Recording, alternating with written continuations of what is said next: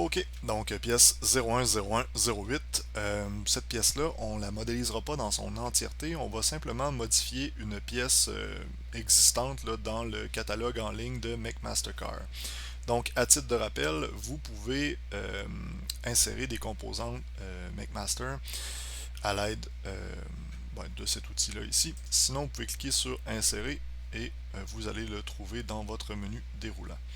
Donc, si je clique dessus, vous allez retrouver le numéro de la pièce dans la mise en plan. J'ai préalablement copié le numéro. Donc, on écrit le numéro de la pièce en haut ici. On clique sur la pièce. Et si vous ne voyez pas très bien, n'hésitez pas à agrandir la fenêtre. Donc, on arrive directement là, sur la pièce qu'on recherche. Nous, ce qu'on va faire, c'est qu'on va changer le type de modèle à télécharger. On va aller cliquer sur 3D Step. De cette façon-là, on va pouvoir l'ouvrir directement dans Fusion. Donc, on va cliquer sur Télécharger. Cette étape-là, je l'ai déjà faite. Donc, à partir de là, vous allez pouvoir commencer la modélisation à la même place que moi là, dans mon arbre de modélisation. Donc, on ferme tout ça et on rembobine notre historique de modélisation.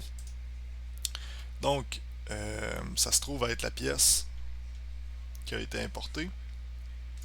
Ensuite de ça, je vais supprimer les faces qui correspondent au trou central. On va la repercer pour que ça corresponde au diamètre de nos arbres de 8 mm. Donc, j'utilise ma fonction de perçage et je vais venir utiliser, je vais l'ouvrir simplement pour vous le montrer, je vais utiliser le centre du cercle pour me positionner.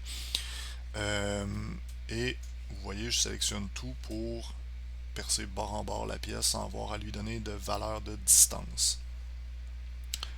Et le tout, bien entendu, à 8 mm de diamètre. Ensuite, je vais venir chanfreiner la pièce comme ça ici à l'entrée et à la sortie. L'idée, c'est que ça va être beaucoup plus facile d'insérer notre arbre dans un trou qui est chanfreiné. Ensuite de ça, on va ajouter un plan ici.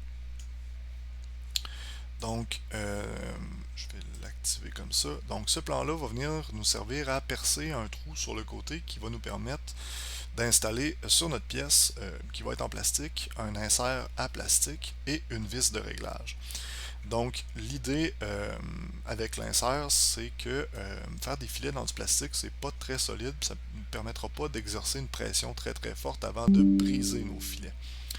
Donc, on va venir percer un trou, ajouter un insert, et l'insert, on va l'ajouter à l'aide d'un fer à souder. Donc, on va venir faire fondre un petit peu localement le plastique, et quand le plastique va refiger sur notre forme, on va pouvoir, comme ça, là, avoir là, des filets en laiton sur lesquels on va pouvoir exercer un petit peu plus de force. La surface de contact de l'insert étant plus grande que celle des filets, on devrait obtenir là, une pression là, un peu plus grande avec notre vis de réglage. Ça va nous permettre d'immobiliser notre engrenage sur l'arbre.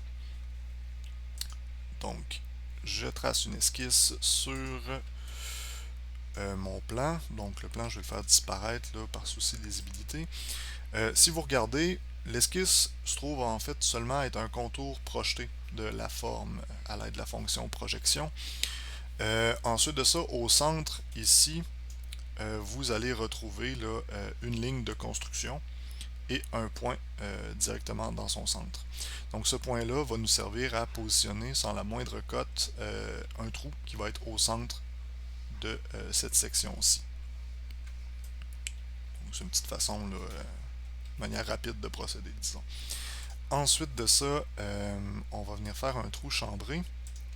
Donc je vous disais qu'on allait installer là, notre insert à l'aide d'un fer à souder. Donc le chambrage va nous permettre d'avoir accès là, à la portion dans laquelle on veut aller placer notre insert.